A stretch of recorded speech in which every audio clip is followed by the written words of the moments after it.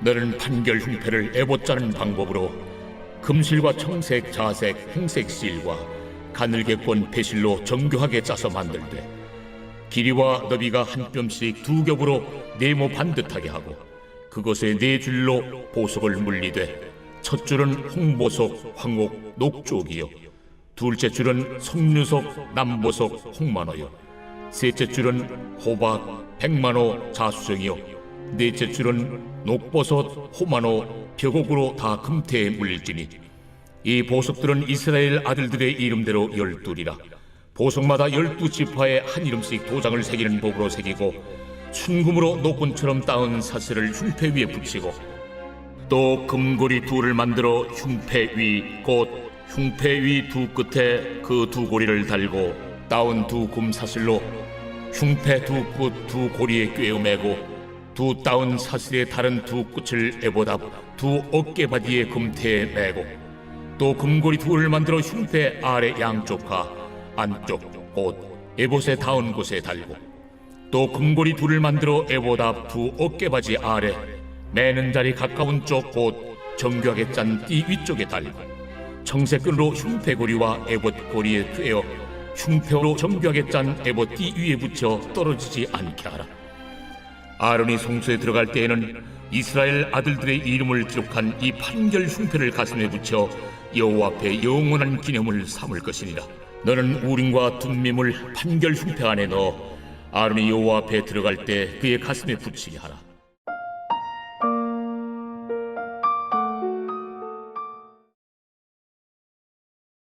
여러분 안녕히 주무셨습니까? 다음 주면은 이제 또 하지가 됩니다. 그러면은 낮이 길어지다가 낮이 이제 짧아지기 시작을 합니다. 날씨가 좋은데 여름을 잘 보낼 수 있기를 바랍니다. 백신 다 맞으셨습니까? 지금 맞고 계시죠? 2차까지 잘 맞아서 우리 기쁨으로 온 성도들이 모여서 함께 예배 드릴 수 있기를 바랍니다. 지난 수요일에 광고를 드렸습니다마는 저희 교회는 더 안전을 위해서 2주간 좀 뒤로 미뤄서 7월 첫 주 7월 4일 교회를 오픈하고 1부, 2부 예배를 라이브로 현장에서 예배를 드리게 됩니다. 그리고 그 주간 수요일 그리고 토요 새벽 기도 역시 본당에서 우리 함께 또 예배하고 물론 온라인으로도 방송하게 되겠습니다. 오실 수 있는 분들 특별히 이제 성전 예배를 빨리 오고 싶어 하시는 분들이 계시던데 2주 그러니까 내일 주일은 그리고 그 다음 주일은 또 2번 온라인으로 있다는 것을 꼭 기억하시고 함께 예배 드릴 수 있기를 바랍니다. 사람들은 자신의 그 미래와 운명에 대해서 참 불안감을 가지고 있고 궁금증을 많이 갖고 있습니다. 예전에 몇 년 전에 한국에 갔다가 이제 홍대 앞쪽으로 갈 일이 있어서 가게 되었는데 그 홍대 앞쪽으로 쭉 걷다 보니까 무슨 타로라고 써 있는 게 굉장히 많더라고요. 가만 보니까 아마 연인들이 그곳에 들어가 가지고 일종의 뭐 점 같은 거죠. 뭐 그런 것들을 많이 보는 것 같아요. 또 예전과는 정말 다른 그런 모습들을 뭐 요즘에는 이제 또 한국은 금세금세 바뀌니까 또 어떻게 됐는지 모르지만은 그만큼 우리들의 마음 속에서는 뭐 신자들이든 신자들이 아니든 간에 뭔가 이렇게 내 앞에 운명을 보고 싶다라고 하는 그런 마음들이 많이 있습니다. 여러분 오늘 본문에 보면은 우림과 둠밈이라고 하는 그런 그 말이 나옵니다. 오늘 이것을 통해서 도대체 무엇을 말씀하신가, 또 하나님의 뜻이 무엇인가, 또 이것을 통해서 주시는 교훈이 무엇인가, 이런 것들을 좀 생각해 볼 수 있기를 바랍니다. 우림과 둠밈이라고 하는 것은 하나님의 뜻을 찾는 그러한 도구입니다. 제사장의 옷에 대한 장신구뿐만 아니라 뭐 여러 가지들이 자세하게 기술이 되어 있는데 그 중에서도 중요한 것이 제사장의 임무 중 하나지만은 판결하는 것, 판결 흉배라고 하는 것이 있습니다. 그러니까 항상 제사장은 가슴에 그 흉패를 붙이는데 그 안에 우림과 둠밈을 넣으라라고 말씀을 하고 있습니다. 우림이라고 하는 그 말은 빛이라고 하는 그런 뜻을 가지고 있고요. 둠밈이라고 하는 것은 완전하다라는 뜻을 가지고 있습니다. 그러니까 이것은 하나님의 뜻을 엿줄 때 사용하는 그런 도구입니다. 제사장의 판결이 있기는 하지만은 제사장도 하나님의 뜻에 따라서 또 판단을 하지만은 그러나 우림이나 둠밈이라고 하는 이것을 통해서 하나님께 이것을 묻고 또 하나님의 뜻을 구하는 일종의 제비와 같은 것이다, 이렇게 말을 할 수가 있습니다. 실제 민수기 27장에 보면은 하나님은 모세에 이어서 이스라엘의 지도자 이 여호수아에게 제사장들 앞에 가서 우림과 둠밈을 통해서 하나님의 뜻을 깨달아서 백성을 인도하라, 이렇게 명하시는 내용을 보게 됩니다. 그러니까 결국 하나님의 뜻을 아는 도구가 우림과 둠밈이다. 또 그뿐만 아니라 사무엘상 30장에 보면은 이제 다윗이 아말렉과의 이 전투를 앞두고 제사장 아비아달에게 에봇을 가져오게 해서 우림과 둠밈을 통해서 하나님께 묻는 그런 그 장면이 나옵니다. 거기서 하나님의 뜻에 따라 승리를 확신한 이 다윗이 아말렉을 쫓아가 나중에 결국 포로가 되었던 가족들을 구출한 그 내용이 그 안에 담겨져 있는 것을 보게 됩니다. 사람이 제비를 뽑아도 그것을 결정하시는 분, 작정하시는 분은 여호와 하나님이라고 말씀하셨습니다. 제비를 뽑는다, 이런 거는 다 누구나 할 수 있는 일이지만은 중요한 것은 하나님의 뜻을 구하는 사람들의 겸손한 자세, 하나님의 뜻에 순종하려고 하는 그 태도가 굉장히 중요합니다. 한때 이제 한국의 어떤 총회에서 총회장들을 뽑을 때에 최종 결선에 두 분이 오르시면은 그 두 분에 대해서 투표를 하는 것이 아니라 이렇게 우림과 둠밈을 통해서 하나님의 뜻을 구하자라고 해서 제비 뽑기를 한 적이 있었습니다. 근데 참 목회자들 또 장로님들이 모여진 총회이기는 하지만은 거기에 대해서 참 여러 가지 이런저런 얘기들, 하나님의 뜻에 순종하자라는 그런 마음도 있지만은 아마 인간적인 그 마음들이 그 안에 많이 담겨져 있는 것 같습니다. 그래서 어떤 경우는 내가 마음에 안 드는 사람이 또 총회장이 되는 경우들이 있기도 하고, 이래서 한 몇 해 하다가 폐지가 된 적이 있습니다. 참 이렇게 우림과 둠밈이라고 하는 것을 통해서 하나님의 뜻을 구하는 것이 생각밖에 그렇게 쉽지가 않습니다. 그러나 무엇보다도 이것을 통해서 하나님의 뜻에 순종하는 법을 배우는 것이 굉장히 중요한 거죠. 그래서 우리가 교회에서도 임직자들을 뽑을 때에 항상 그런 이야기를 하잖아요. 우리가 투표를 하고 우리가 제비를 뽑지만은 그러나 그 결과를 하나님께 맡기고 거기에 대해서 순종해야 된다.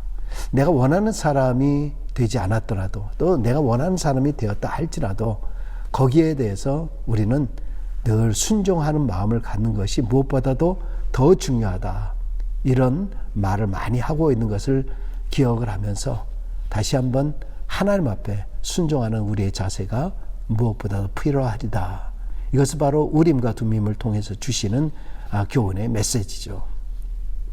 자, 그러나 이 우림과 둠밈을 통해서 하나님의 뜻을 찾는 것이 신약시대에는 하지 않습니다. 왜냐하면은 구약시대와 달리 신약시대에서는 완전한 언약의 계시가 바로 예수 그리스도를 통해서 성취되었기 때문에 그렇습니다.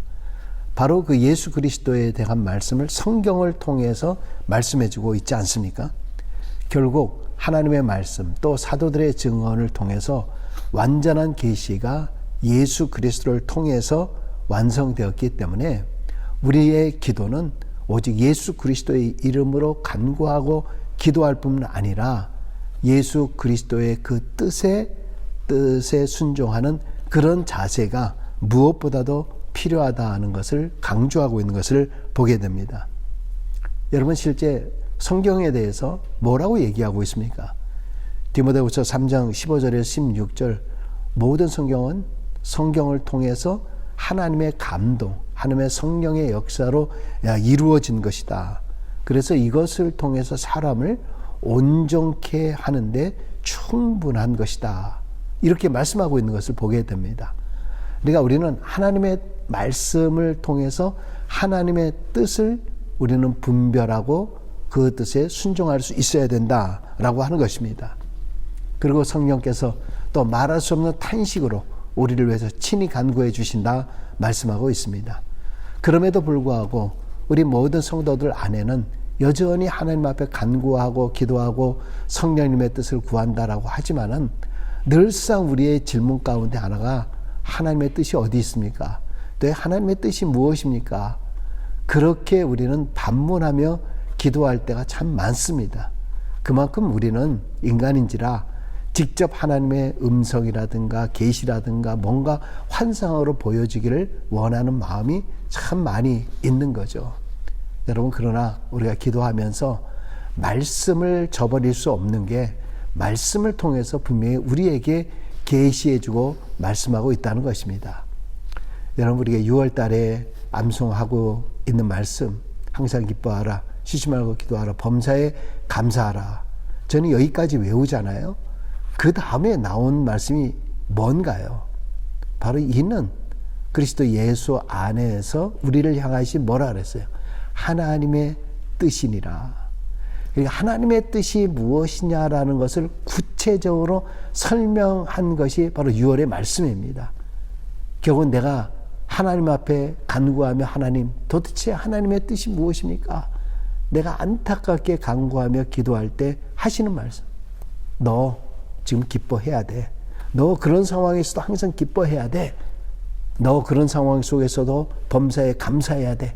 감사할 거리를 찾아야 돼. 그 감사거리가 정말 하나님의 뜻이야. 그리고 쉬지 말고 기도하라. 범사에 감사하라. 이 말씀을 늘 기억하면서 하나님 앞에 늘 간구하며 기도하는 것. 그것이 하나님께서 지금 우리에게 주시는 말씀입니다. 우린가 둔밈, 이것이냐 저것이냐, 뭐 로또 하듯이, 뭘 제비뽑기 하듯이 그런 것이 아니라 하나님께서 말씀하시는 그 말씀 앞에 내 고집을 꺾고 순종하는 그런 자세. 이것이 무엇보다도 오늘의 우림과 둔밈의 교훈이다라는 사실을 분명히 기억하셔야 됩니다. 여러분, 하나님의 뜻을 알기 위해서는 먼저 하나님의 계시의 말씀인 성경을 신뢰하고 찾으시기 바랍니다. 그리고 성령의 뜻을 구하십시오. 기도를 통해서 성령의 음성이 우리와 함께 하실 것입니다. 그리고 언제나 마지막으로 기도할 것이 무엇입니까? 내 뜻대로 마옵시고 하나님의 뜻대로 하옵소서. 하나님의 원대로 하옵소서. 내가 원하는 것은 이것이지만은 그것이 아니라 다른 것이 주어진다 할지라도 내가 이렇게 간구하고 기도했으니까 이것이 하나님의 뜻인 줄 알고 제가 복종하겠습니다라고 할 때에 우리는 비로소 하나님의 뜻을 발견할 수 있게 되는 것입니다. 그것이 바로 하나님을 향한 우리의 순종인 것을 기억하면서 우리가 언제나 하나님의 뜻 가운데 살아가는 우리 모두가 될 수 있기를 주의 이름으로 축원합니다. 기도하겠습니다. 아버지 하나님, 감사합니다. 저희가 살아가면서 정말 하나님의 뜻이 어디 있는가, 하나님의 뜻을 알기를 우리는 때로는 몸부림치며 기도할 때도 있고 실망하며 낙심하며 원망할 때도 많이 있지만은 분명히 하나님께서 말씀을 통해서 우리에게 확실히 확신해 주시며 우리에게 말씀해 주십니다. 그리고 항상 기뻐하라, 쉬지 말고 기도하라, 범사에 감사하라 말씀하신 것, 이것이 곧 너희를 향하신 하나님의 뜻이다라고 말씀하고 있음을 기억하면서 우리가 기뻐하며 감사하며 기도를 쉬지 않는 우리 모두가 될 수 있도록 축복하여 주옵소서. 내일은 성일입니다. 성일도 하나님 앞에 구별하여 드리니 우리의 몸을 정결케 하여 주시고 우리의 생각도 하나님의 말씀으로 순전하게 올려드리는 귀한 주일의 예배로 축복하여 주옵소서. 예수님의 이름으로 기도드리옵나이다. 아멘.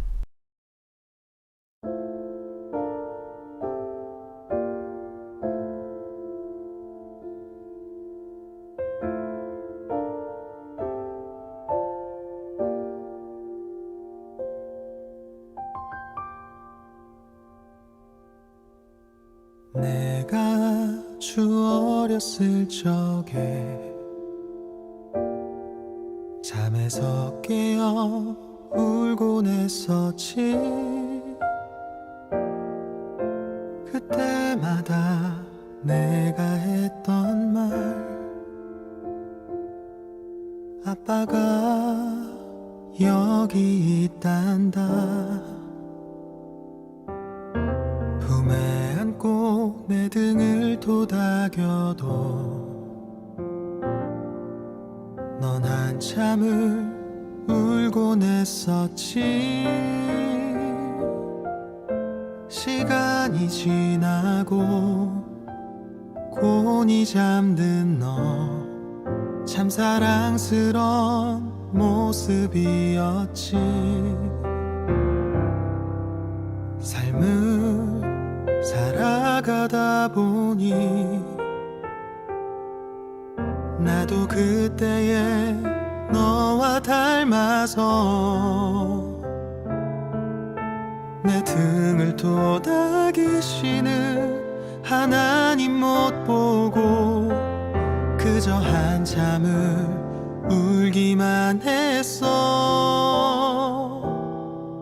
아들아, 너의 곁에 하나님 계시단다. 너의 곁에, 너의 뒤에, 너의 앞에, 널 품에 안고 사랑한다 속삭이는 하나님 계시단다.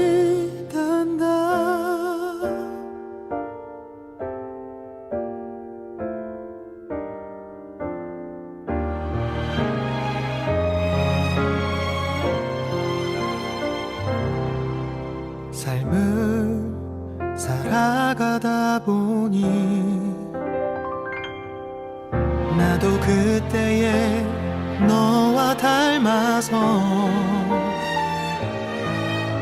내 등을 토닥이시는 하나님 못 보고 그저 한참을 울기만 했어.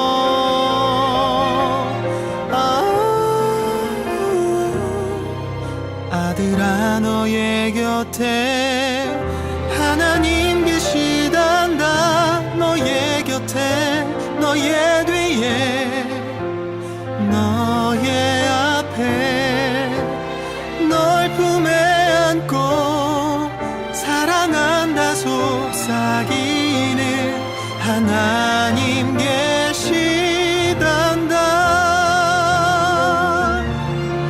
아들아, 너의 곁에 하나님 계시단다. 너의 곁에, 너의 뒤에, 너의 앞에, 널 품에 안고 사랑한다 속삭이는 하나님 계시단다.